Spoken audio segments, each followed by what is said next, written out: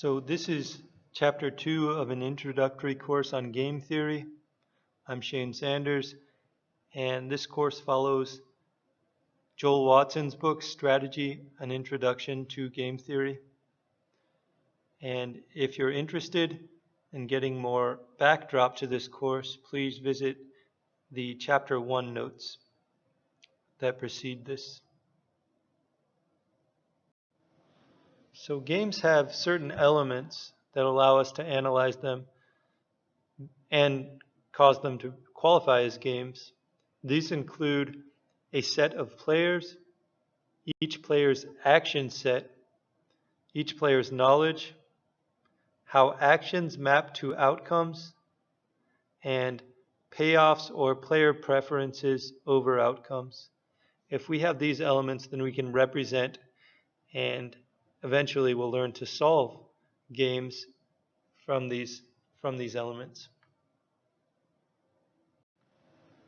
We will start with the extensive form representation of a game.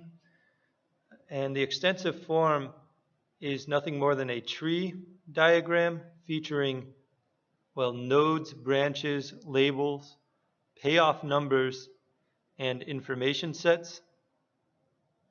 So what are these elements of a tree? Well, nodes are just points at which either actions are taken or the game ends. So in the case of decision nodes, actions are taken. In the case of terminal nodes, the game ends. And then we have branches. These branches represent actions or paths available to players at each decision node. Basically, at the decision node, where can they go from there? Where can they take the game? Or to which part of the tree diagram can they take the game? We have labels. These tell which player is taking an action at each decision node. And we also can label actions at each branch. Okay? So if a game consists of, let's take a sports example. In the case of a pitcher can throw maybe a fastball or an off-speed pitch. Okay, so at their decision node of the pitcher, in this game between a pitcher and a batter in baseball, there would be two branches, one for fastball and one for off-speed pitch. So these are the two actions the pitcher can take at that decision node. And so there are different outcomes based on these actions. And in that case, we have a game because the batter also must think about whether to anticipate fastball or off-speed pitch. We have payoff numbers. These represent preferences. Okay, so these are at the bottom, below the terminal nodes. They tell if the game ends at that terminal node, they tell what the payoff is for each player. And obviously a player would prefer more payoff to less. And we have information sets. These represent the player's information. When they make a decision, how much do they know about the prior actions taken in the game by other players?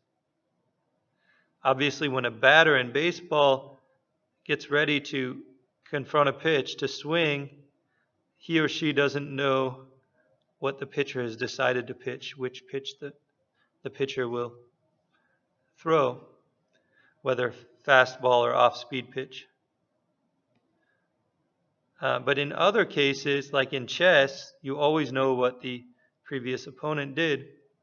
So sometimes you have what we call perfect information about past actions taken by other players in the game, and sometimes you have imperfect information. In poker, for example, you have imperfect information. Before you call, in poker, you have to kind of think about what you think the other players have, but you don't know what the other players have. Their hand was dealt, but you did not receive that information.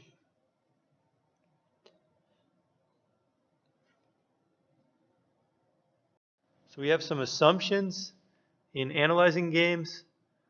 We assume common knowledge, or that players commonly know the game that they are playing. They have a map of the tree diagram in their brain, so they know the extensive form. And we assume that players are rational.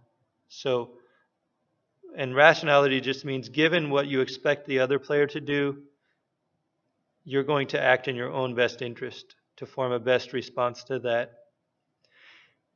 In game theory, we assume that players are rational. This does not always lead to the outcome being best for each player, okay? So rationality does not always lead to the best outcome, but it does imply that players will form a best response to what they believe the other player will do. There are some minor assumptions in game theory, such as perfect recall.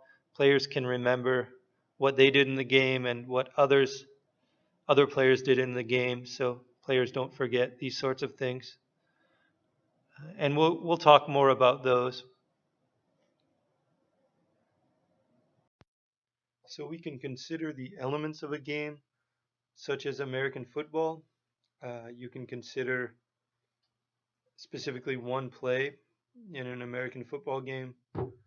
That play consists of players. You have an offense or an offensive team that's trying to score the ball, and a defensive team that's trying to prevent a score from happening. So those are the players, offense and defense. And we have actions for the offense. Actions sub O are pass and run. That's the set of possible actions for the offense. Actions for the defense are defend against pass or defend against run. So defend against pass means that the defense lines up in a way that shows they're expecting a pass. Defend against run, they line up such that they're expecting a run play to occur. So those are the actions for each player. This is a simultaneous move game, so there is no knowledge of other side's actions or the other side's play call when decisions are made. So this is what we would call a game of imperfect information. When the offense decides whether it's going to pass or run, it doesn't know what the defense will do. And when the defense decides to line up against a pass or line up against a run, they don't know what the offense will do at that time. So those are some of the elements of this game. We will also consider in the next slide the payoffs of the game, the possible payoffs to each team. So here are the possible outcomes of the game. Each of these possible outcomes is an ordered pair of payoffs. And so it's ordered according to the player. So the offensive payoff is the first number in each of the ordered pairs, and the defensive payoff is the second number. So for example, the top left entry says U sub O, so utility or payoff to the offense of if the offense were to choose pass and the defense were to choose to defend against the pass. So the payoff to the offense then would be, well, that should say just 0, but we can say, well, it's 0, 0. So the offense gets 0 and the defense then would get the second value, which would be 0. And then, so the second entry on the left says the utility or payoff to the offense should the offense choose pass and the defense defend against the run would be that the offense would gain 10 yards. Okay, so that's the first value to the offense. And then the defense would lose 10 yards. They would get the second payout. So it would be an undesirable outcome for the defense. They would lose 10 yards. So actually the best the defense can do is just in this game is to hold the offense where they are. And that's a pretty good outcome because the offense will give up the ball if they don't gain yards. But the third entry on the left says the payoff to the offense should the offense choose run and the defense choose to defend against the pass, is that the offense will gain 6 yards. The defense doesn't see the run coming, so the offense is able to run effectively. The run isn't as effective as the pass in general. So they don't get 10 yards, but they get 6 yards. So offense gets 6 yards, that's the first entry. And the defense gives up 6 yards, so they get a payoff of -6 in that case. And then the last entry on the left says the payoff to the offense should the offense choose run and the defense correctly guess and defend against the run, is that the offense gains 0 yards, and the payoff to the defense is that they give up 0 yards. Okay, so this is how you read these outcomes. They're ordered pairs. Player 1 gets the first payoff, player 2 gets the second payoff. These are rational players, as we said before, so rational players try to act in a way that maximizes their payoff, subject to what they expect the other party to do. So, for example, the offense in this case can't just get 10 yards every time, because their ability to get 10 yards depends on what the defense does.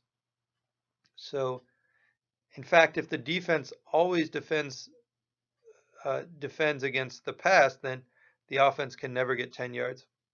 Okay, the most they could get in that case is 6. So, given what the offense expects the defense to do, they want to respond to that in the best way. They want to maximize their payoff given that expectation. And the defense wants to do the same thing. Given what they expect the offense to do, they want to give up the fewest yards. So the player's preferences over outcomes in this case are that more yards gained for the offense is better than less yards gained, and less yards given up for the defense is better than more yards given up. So each side wants to maximize the value of their payoff. Where payoffs for the defense are negative, payoffs for the offense are positive. So in general, the defense can create a loss, like they can sack the quarterback and they can actually cause the offense to lose yards, so that then they would gain yards because they would push the offense farther from the end zone from scoring. But in this game, we just allow for the offense to gain some non-negative number of yards. So we only allow the defense to either stop the offense for 0 yards or to allow some positive number of yards. But below we have the tree diagram for this game, the extensive form. And so I'm going to go over this element by element. So at the top of the tree diagram, we've labeled that first decision node, that initial node, that first dot at the top with an O. That means the offense is acting there. And we have branches from that initial node. The branches are P and R. The offense can choose pass or run, so they can take the game path either way from the initial node. If the offense chooses pass, then the game goes to the left, and then the defense makes a choice from its leftmost decision node. Okay, so we have that second tier of decision nodes labeled D for defense acting there. And so the one on the left is if the defense is responding to a pass. The one on the right is if the defense is responding to a run. But this dashed line means that actually the defense doesn't know where it is in the game. So the defense doesn't observe whether the offense chooses pass or run. So when it makes a decision, the defense is unsure whether it's on the left or the right. And that's what makes the game interesting. It's a simultaneous move game. So if we have a dashed line connecting two decision nodes, that means that it's a game of imperfect information, and it means that player doesn't know whether it's at one decision node or the other. It doesn't know where it is within what we call the information set, where the information set is all nodes connected by a dashed line. Okay, so, but we as the game theorists know where we are. So let's say that the offense chooses pass, defense chooses defend against pass. So we just follow the leftmost branches all the way down to the terminal node.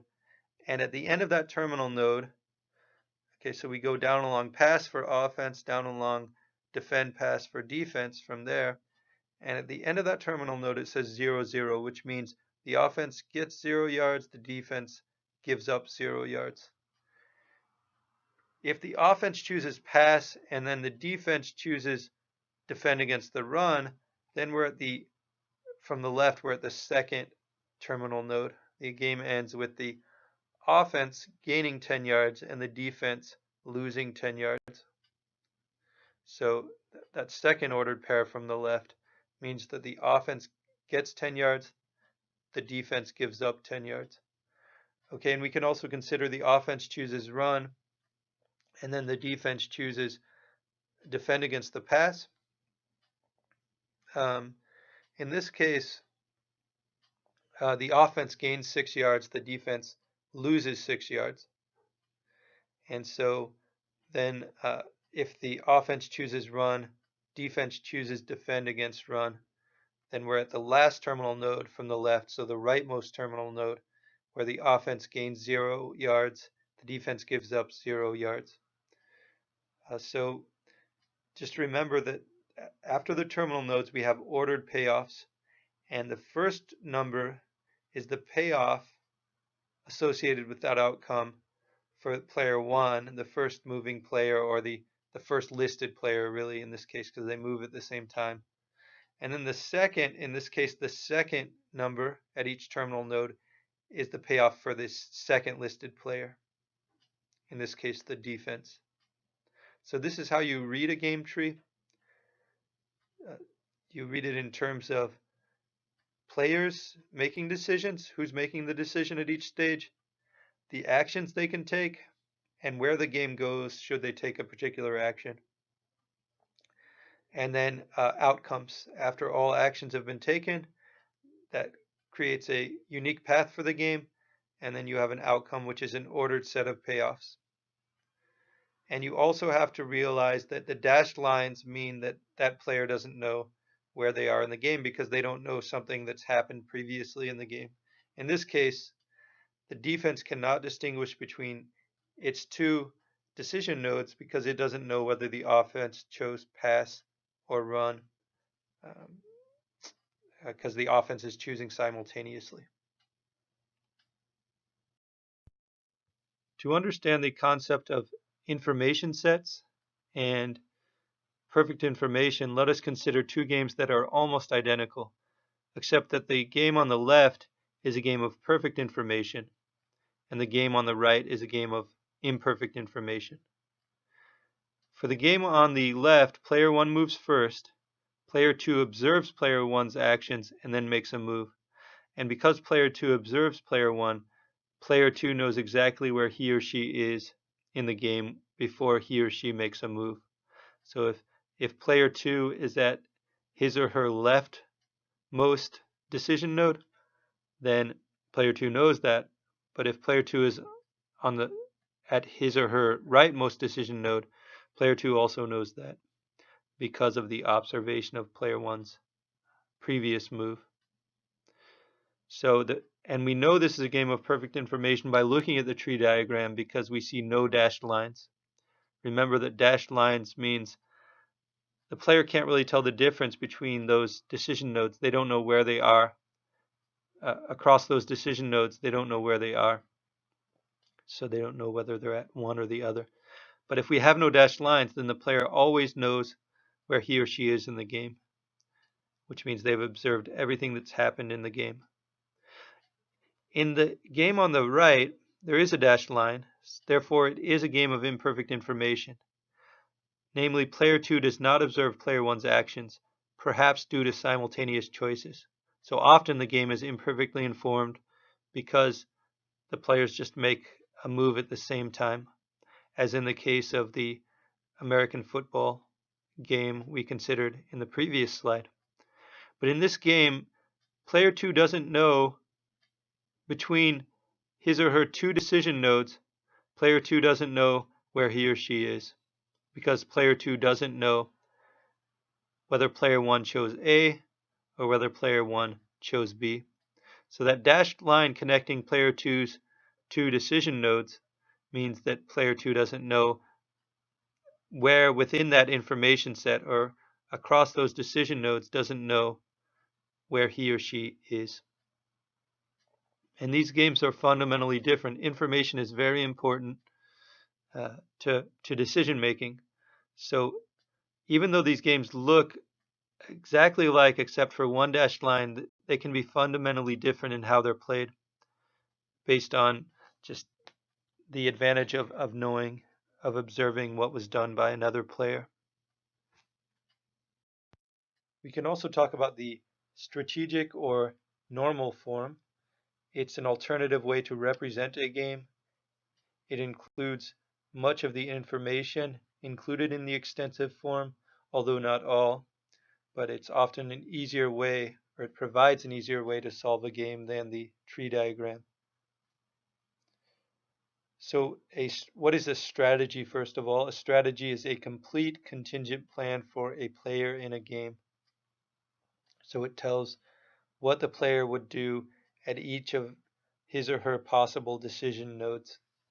That complete plan of play is a complete contingency plan of play is a strategy for the player.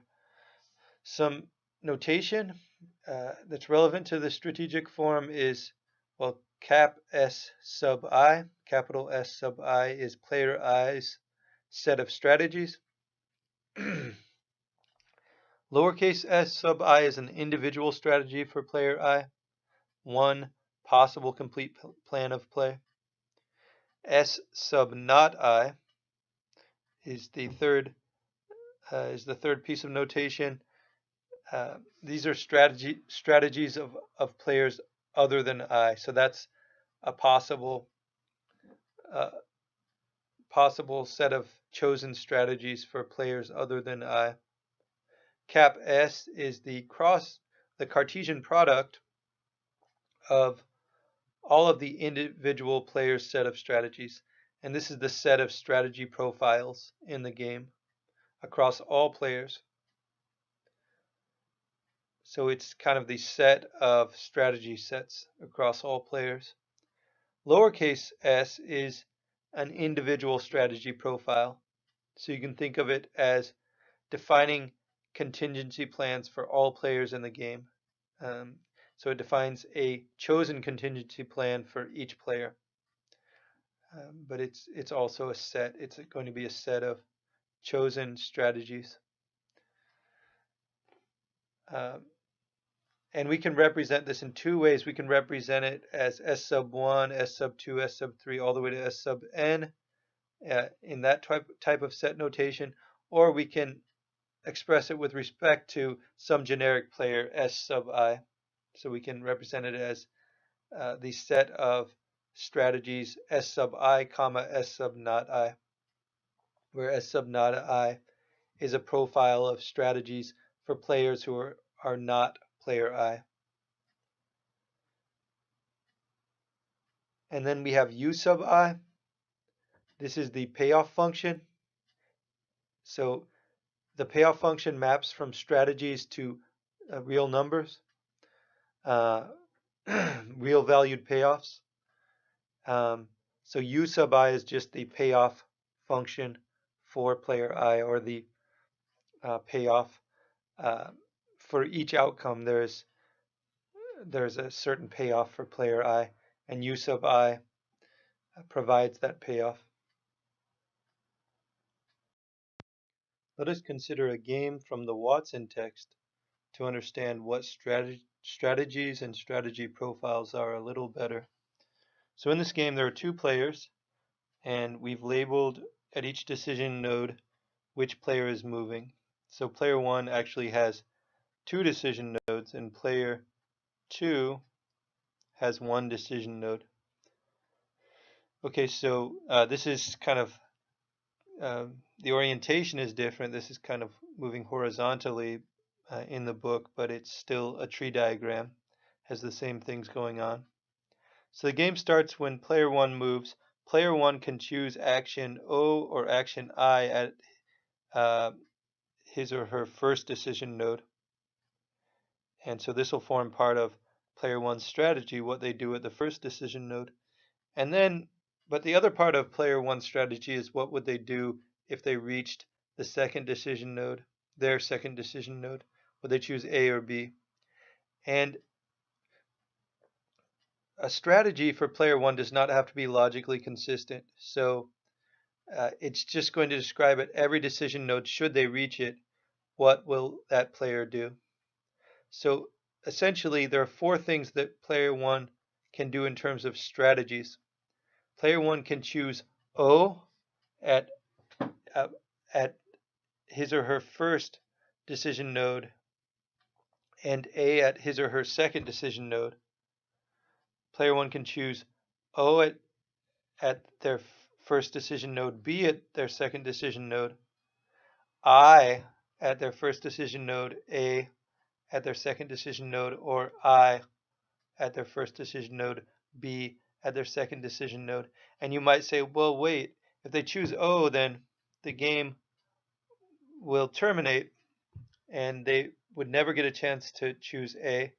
But we have to describe completely what player 1 would do at each decision node to understand if player 1 is acting rationally. Okay?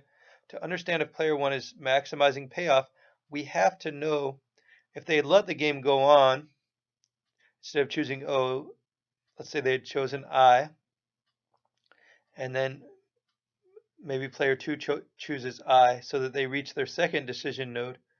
What would they have done there, and would that have made them better off? That's important to understand if player 1 is a rational agent. What would they have done if the game had reached different states? Are they truly responding, forming a best response to the other player? So we have to define, even if it's not logically consistent, we have to fully describe what player 1 in this case would do at each decision node, whether or not it's reached. So they can do O at first decision node, A at second, O at first, B at second, I at first, A at second, I at first, B at second. There are 4 possibilities. Because they have 2 decision nodes, they can do 2 things at each of those 2 decision nodes. So 2 times 2, they have 4 possible strategies. So their strategy, their set of possible strategies, capital S sub 1, is as listed. Capital S sub 2 is all the possible strategies available to player 2. This is a little easier. Player 2 has 1 decision node, and at that decision node they can choose O or they can choose I.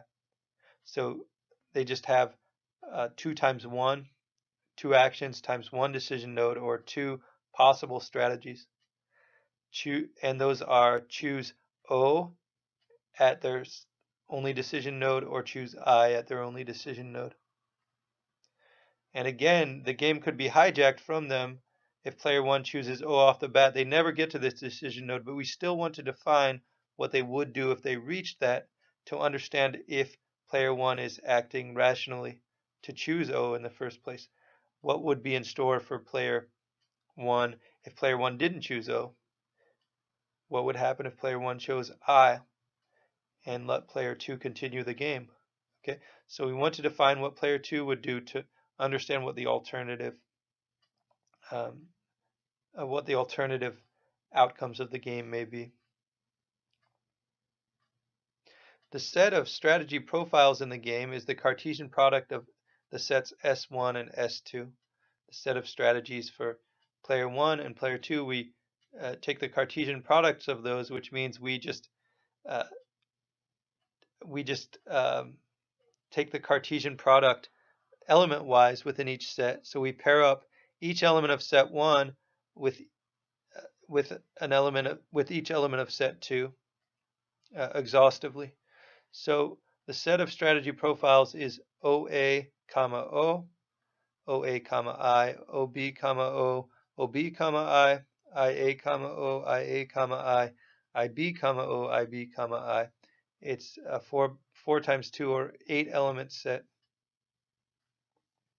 And in a single trial of the game, we may have, you can only choose one strategy for each player. Each player can only choose one strategy. So in a single trial, we might have the strategy of player 1, lowercase s sub 1, would be choose I at the first decision node and A at their second.